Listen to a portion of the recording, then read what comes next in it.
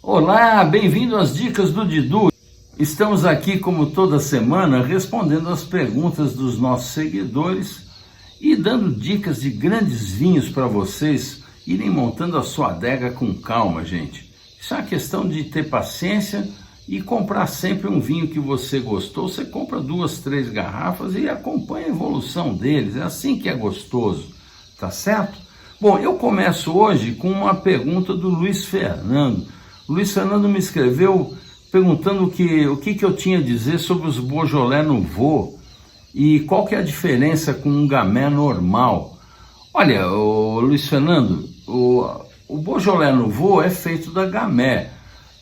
A Gamay que você chama de normal, você está se referindo ao processo de vinificação, porque o Beaujolais Nouveau foi uma sacada genial dos produtores de Beaujolais de fazer por maceração carbônica. Quando você não espreme as uvas, você põe as uvas numa cuba, põe um pouco de gás carbônico, por isso chama maceração carbônica, e as uvas fermentam de dentro para fora.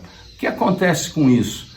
O vinho tem pouca extração, é muito fresco, um vinho festivo, muito gostoso e que não tem capacidade de evolução. O Beaujolais Nouveau é um vinho feito para tomar no ano da colheita. Essa foi a sacada deles, fazer um vinho que não tivesse pronto no ano seguinte, estivesse pronto naquele ano.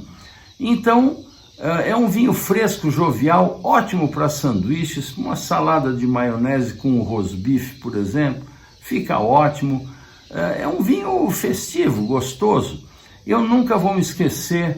Que genial, quando eu tive na década de 80 do século passado com a minha mulher em Paris e chegamos lá no famoso Demagot. Minha mulher tinha ido lá na igreja de Saint-Germain, que fica em frente. Ela adorava o Saint-Germain, um mestre ascensionado aí nos estudos dela.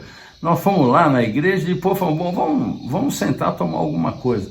E aí, por coincidência, era a terceira quinta-feira de novembro, que é a data que se lança oficialmente uma jogada de marketing do Georges Duboeuf, que depois contaminou todos os produtores de Beaujolais Nouveau, de lançar num determinado dia. Antes disso ninguém lançava o vinho e eles então vieram com a onda do Beaujolais Nouveau est arrivé, quer dizer, chegou o Beaujolais Nouveau.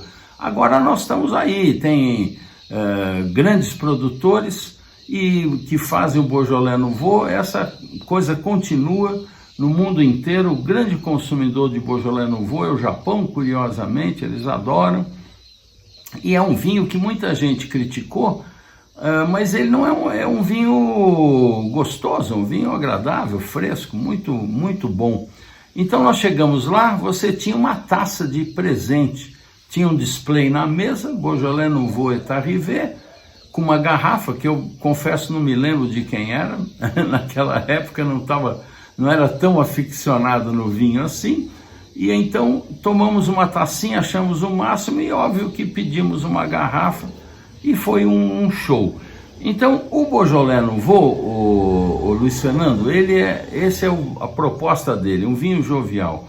O que você chama do Gamay normal é a uva prensada, como se faz todo vinho. Você prensa, uns usam parte dos engaços, outros não, mas no Beaujolais é muito comum você ter parte dos engaços na fermentação, que dá um toque de verdor, dá uma coisa adstringente muito gostosa no vinho.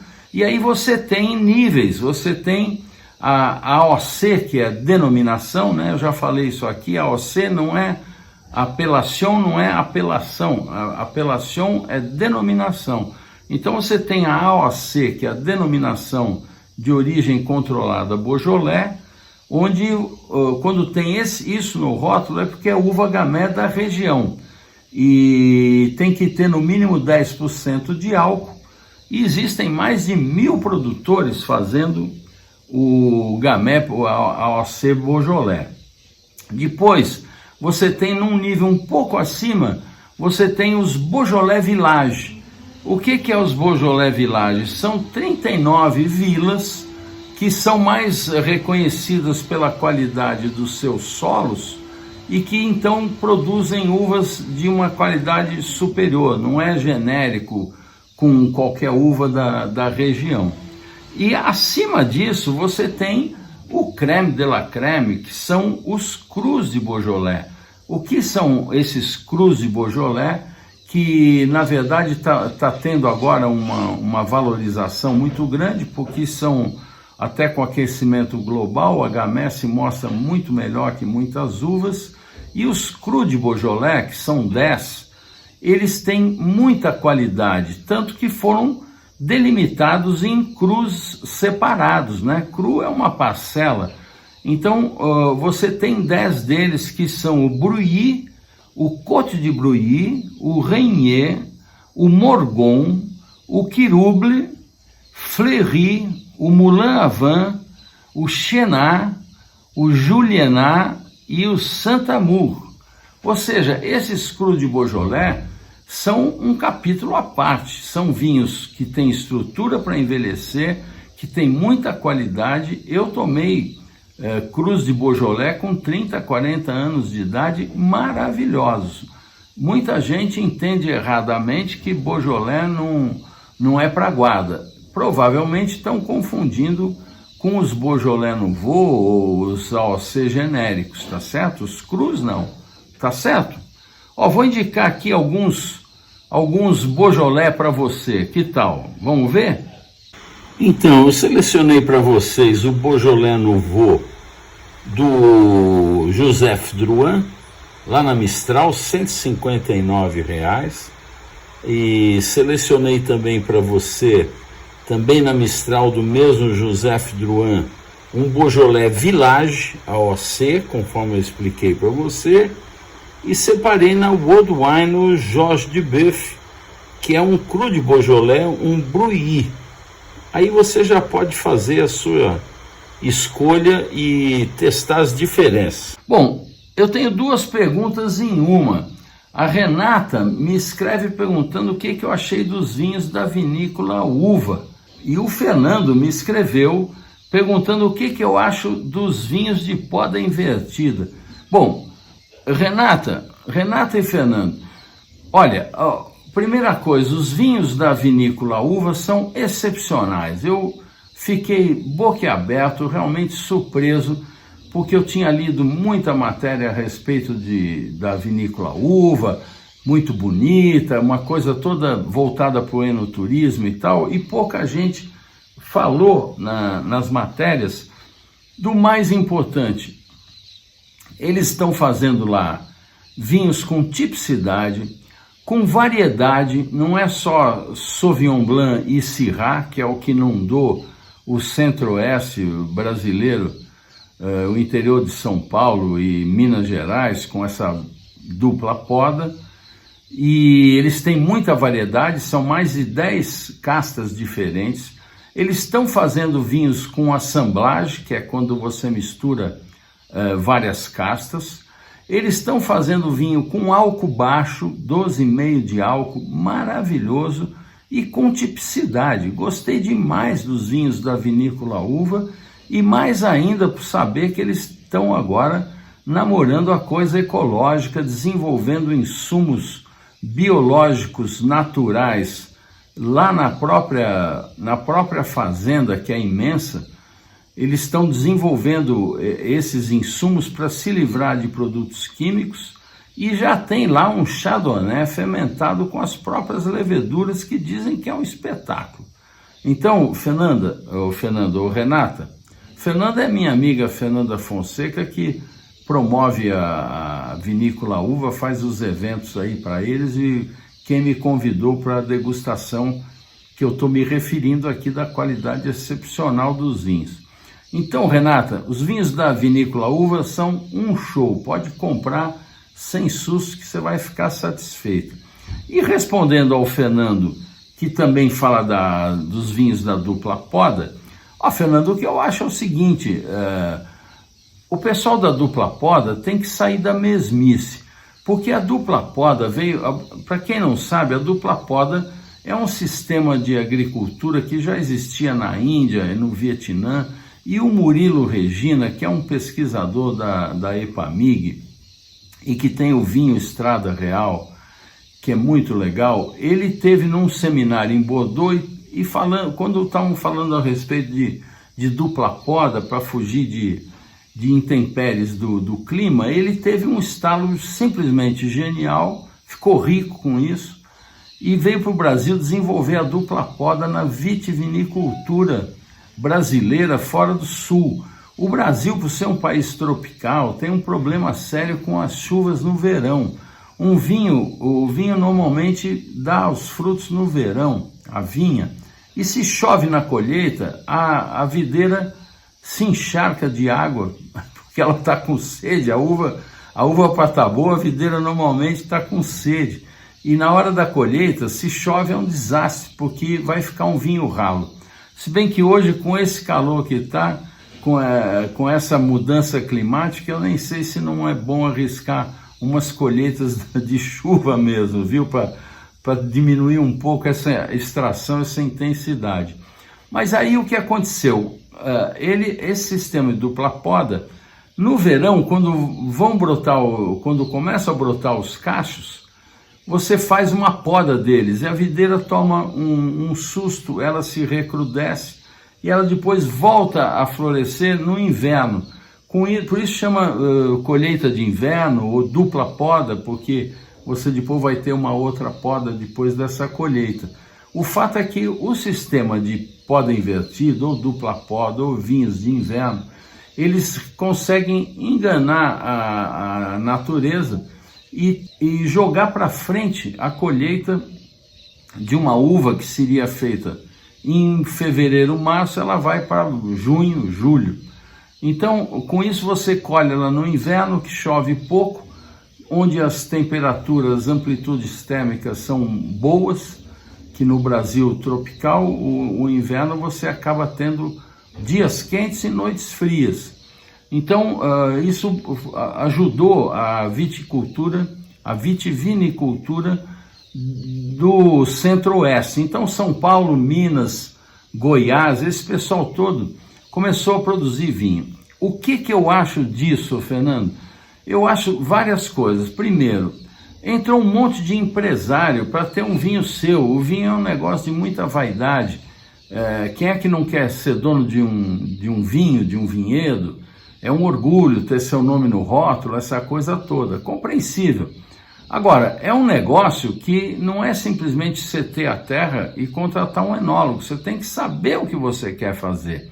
E a maioria dos empresários se preocupam muito com a estética, se preocupam muito com o enoturismo, se preocupam muito em ter o vinho para chamar de seu e esquece que o enólogo trabalha para ele. O enólogo não está lá para dar ordem para ele. E os enólogos, hoje, a grande maioria deles, são todos formados numa escola que tem toda a preponderância dos vinhos convencionais.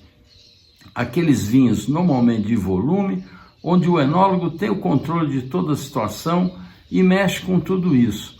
Então, são vinhos sempre tecnológicos, que usam leveduras selecionadas, e normalmente os vinhos que eu vejo da grande maioria desses produtores são vinhos de muita extração, são vinhos que usam sempre a mesma levedura. Eu já provei 10 Sauvignon Blanc numa degustação que eu achava que era o mesmo vinho, gente, e eram de 10 produtores diferentes, todos da poda invertida, ou seja, estão usando a mesma receita.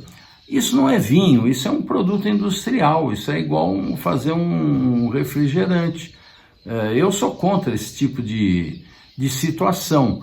Então, o dono do projeto, quando contrata um enólogo, ele tem que primeiro dizer para o enólogo os tipos de vinho que ele sonha ter, que ele gostaria de fazer.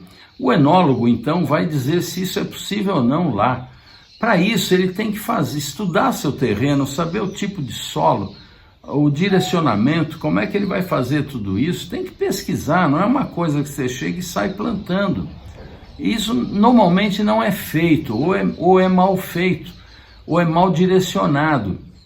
Então, na minha opinião, nós estamos engatinhando no negócio da poda invertida, e fico feliz de ver que agora tem um caso como Vinícola Uva.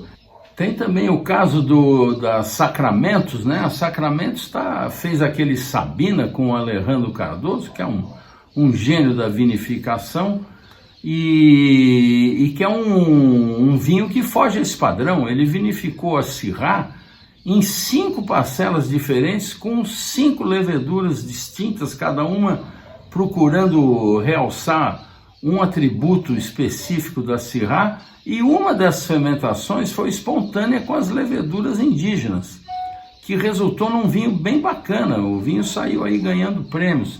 Esse pessoal, inclusive da Sacramentos, está namorando a biodinâmica por conta do café que eles também têm, e enfim, vai rumar um caminho diferente. Então, o que falta, na minha opinião, é isso: são vinhos sinceros e autênticos, porque se você tem um vinhedo limpo e você fermenta o seu vinho com as próprias leveduras, ele vai ter uma personalidade simplesmente inimitável, tá certo?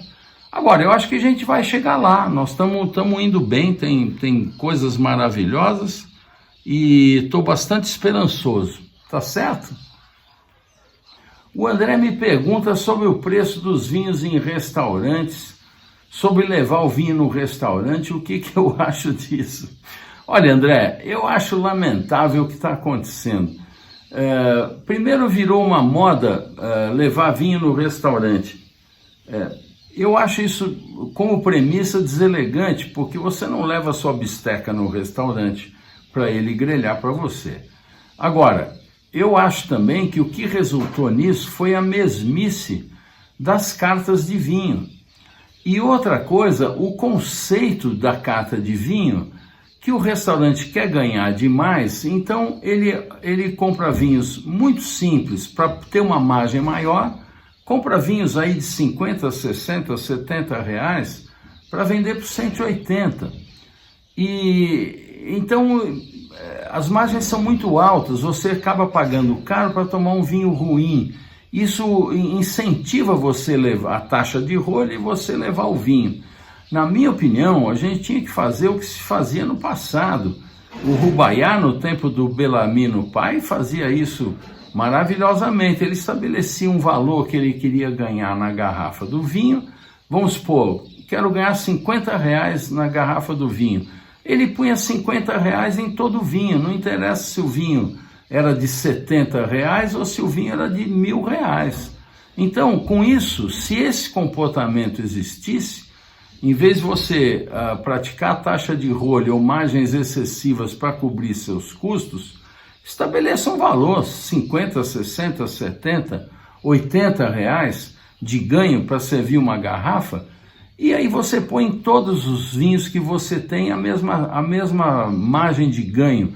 O que isso iria fazer, André? Isso iria incentivar as pessoas a tomarem vinhos de melhor qualidade e não ficar empurrando vinho muito simples que custa caro no restaurante, tá certo? Essa que é a minha opinião. Bom, vamos às dicas, gente. Olha, lá na Mistral eu tenho uma dica sensacional, mas primeiro vou pôr um vídeo do Ciro falando desses vinhos. Quer ver? Ciro, esse Simon Bise e Fils aqui do Savigny Le Bon, que é preciosidade também, me conta como é que foi que você achou esse vinho, qual é a história com ele? Isso é uma história diferente. Eu estava em Paris, eu não era importador de vinho, estava em Paris, mas já muito apreciador de vinho. Eu fui num restaurante, chamado Le Sommelier, você deve ter ido também. E lá tinha uma seleção de vinhos em copo. Conheço, é espetacular mesmo. Então eu pedi um copo, uma sugestão do dia da casa, do Savigny Le Bon e do Simon Bise. Eu gostei tanto do vinho, daquele copo de vinho. Ele me caiu tão bem. Como eu sempre digo, uma parte é o vinho, uma parte é o momento. Claro, é o momento, sem dúvida. Mas eu falei, sem dúvida, se eu vou... No caso, os dois eram muito bons. Eu falei, se eu for importar vinho um dia, eu vou trazer o Simon Bise. E aí, quando eu comecei a cortar vinho, eu fui para Borgonha e fui visitar o Simão Bis, que fica Savigny Le Bon, logo na saída de Meaux. E na época, quem me recebeu era o dono, né? Era o Patrick Bis. Tá. Ele era uma personalidade, um líder na região, um carisma enorme, uma pessoa de uma energia brutal. Ele me recebeu na casa dele, ele é casado com uma japonesa, e os filhos lá, aquele ambiente familiar, é isso que é o lado que eu gosto do mundo do vinho. Mais do que visitar o chateau enorme, eu sei visitar, poder fazer uma refeição. Claro, com a família, isso é uma raridade mesmo. Aí aconteceu uma catástrofe, ele morreu uns 3 anos depois num acidente de carro. Nossa! Eu fiquei meio perdido, não sabia o que ia acontecer. A mulher dele assumiu com muita força de vontade, muito empenho. Talvez não tenha o talento que ele tinha, mas isso, eu tenho que conviver com isso. Se dedicou e voltou. Hoje o vinho é tão bom quanto era quando eu peguei. Que bacana! Passou um período de queda e já está no ensino também. Savigny Le Bon é um vinho talvez mais leve da coisa de Louis, da Borgonha. É mais leve que bem mais leve que o Gervais Chambertin, muito perfumado. E essa é uma das melhores relações de qualidade e preço da Mistral, da Borgonha. Que é uma boa dica essa, hein, gente? E Savigny Le Bon também não é muito conhecido no Brasil. Também não é muito conhecido mesmo. É uma delícia.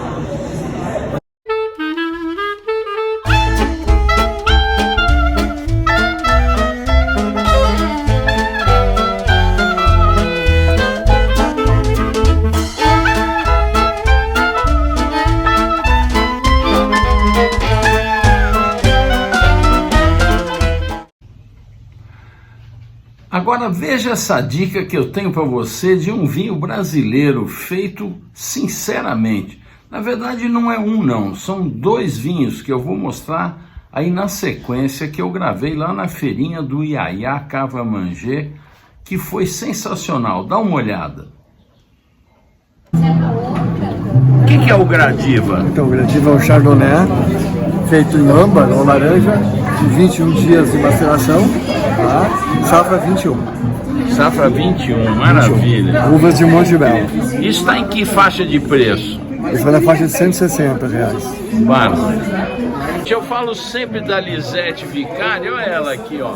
É que agora ela faz vinho em Portugal, não quer nem saber mais de Brasil.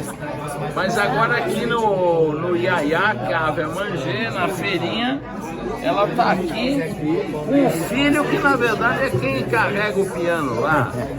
Não é verdade? Verdade.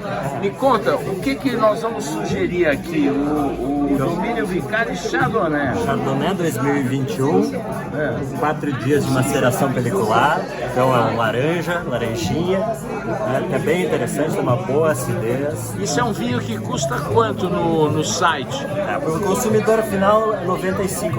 95, tá ótimo o preço. Maravilha. Sucesso.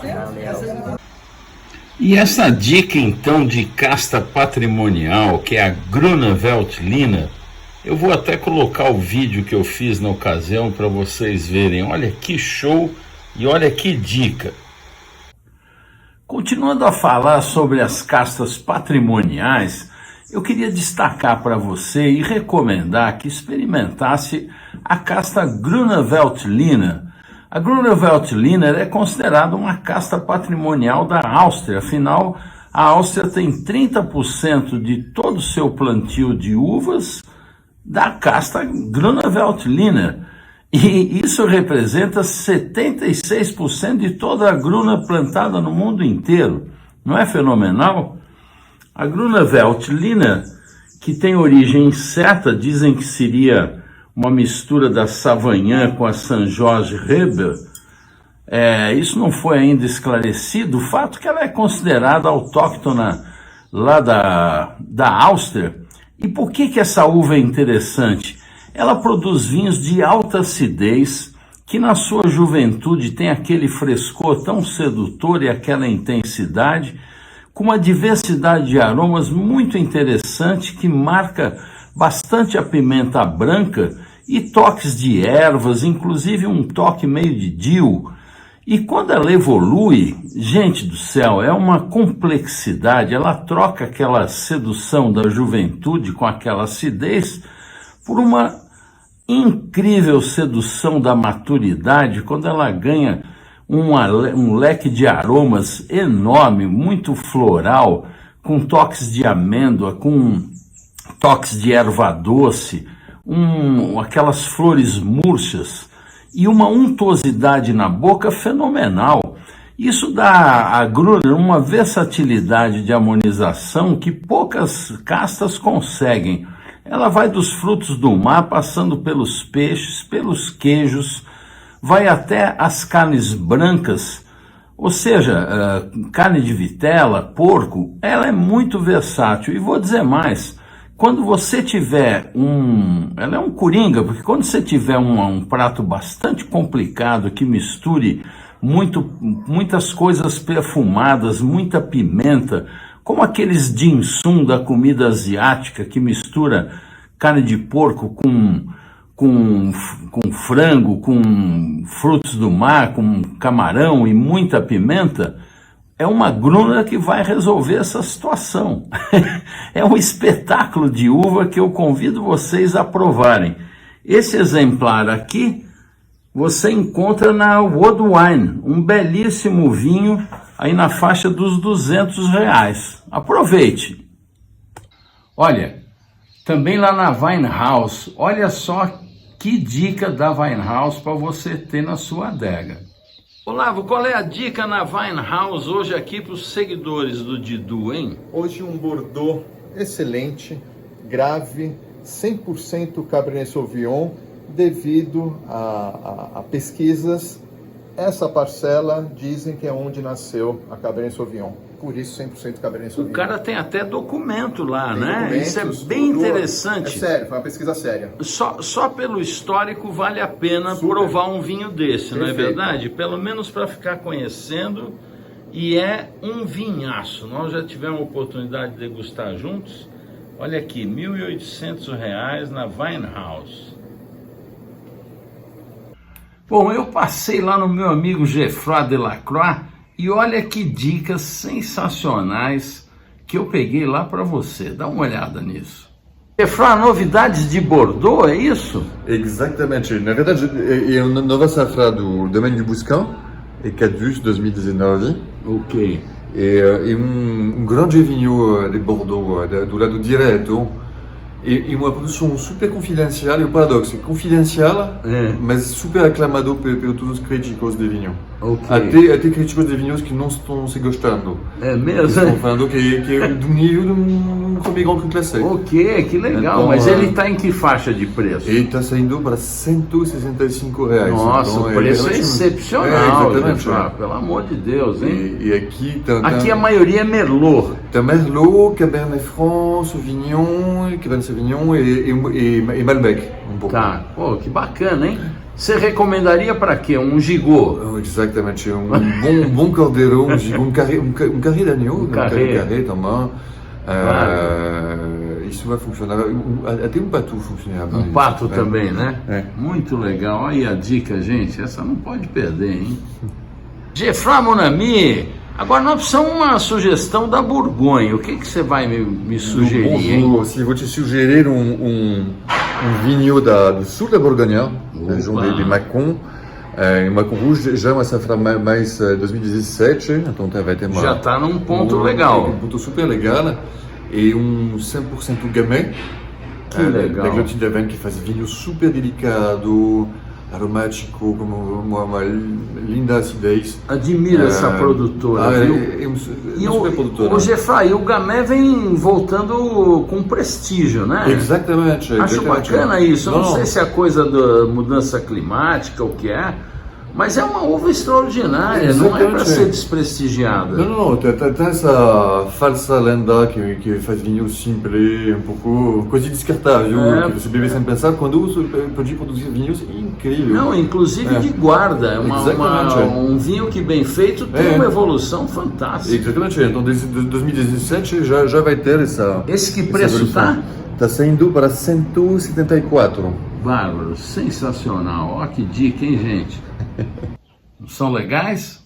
Então, bom, na 20 Vinhos, quem vai dar as dicas é o Ramatiz. Dá uma olhada no que ele selecionou pra gente.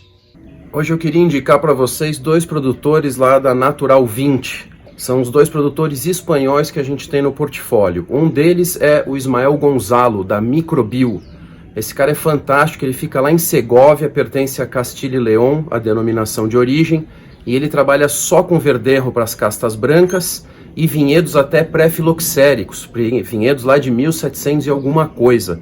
É realmente fantástico. Vinhos, ele tem opção de vinhos em ânfora, ele tem opção de vinhos maturados em barricas, ele tem opção de vinhos feitos de verdejo, sem nenhum tipo de passagem em madeira, bem frescos, leves. É uma variedade enorme para você poder conhecer essa uva fantástica. O outro produtor é o Alberto Domingo Navarro, que fica lá em Penedès, da Cellar Tuets. É um produtor muito interessante para conhecer, jovem, tem vinhedos de média idade, 40, 50 anos, mas que faz vinhos muito frescos, muito leves, uma variedade de uva bem abrangente. Você tem opção na Natural 20, tanto de branco, tinto, como também rosé e também petinat. Vale a pena fazer uma bateria geral e poder conhecer todo esse frescor que ele consegue trazer para a garrafa. Saúde!